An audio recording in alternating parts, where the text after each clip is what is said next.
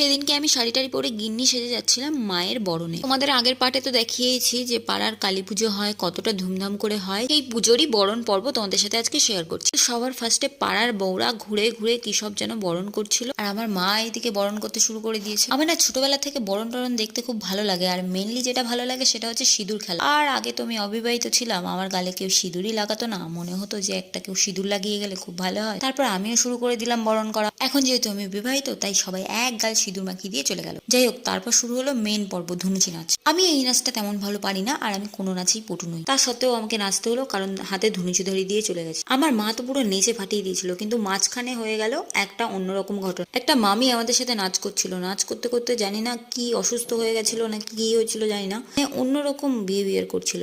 যাই হোক, ওই দেখতে দেখতে দেখলাম হঠাৎ করে কেউ এসে হলুদ কালারের রং মাখিয়ে দিয়ে চলে গেল।